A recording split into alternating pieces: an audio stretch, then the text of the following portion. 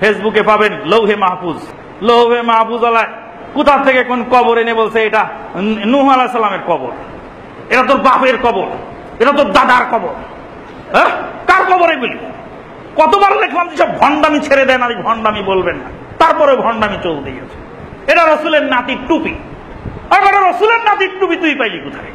রাসূলুল্লাহ সাল্লাল্লাহু আলাইহি ওয়াসাল্লামের চুল মুবারক নাকি কাশ্মীরে হযরত বাল মসজিদে আছে। কত বছর কাশ্মীরে রক্তক্ষয়ী সংঘর্ষ হয়েছে মুসলমান এবং অমুসলিমদের মধ্যে, শুধু রাসূলুল্লাহ সাল্লাল্লাহু আলাইহি ওয়াসাল্লামের চুলকে কেন্দ্র করে, কথিত চুল। সে চুল যে খোদ রাসূলের চুল তার প্রমাণ কিন্তু নাই।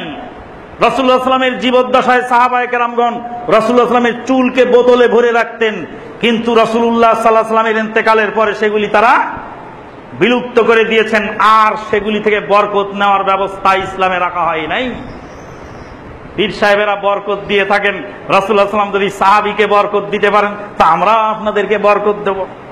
আপনারাও আসবেন আমানুল্লাহ মাদানির কাছে বরকত নিতে, তাবারক নিয়ে যান। আল্লাহ বলেন তাবারাকাল্লাযী বিয়াদিহিল মুলক ওয়া হুয়া আলা কুল্লি শাইইন কাদির। আল্লাহর হাতে তাবারক, তোর হাতে কিসের তাবারক?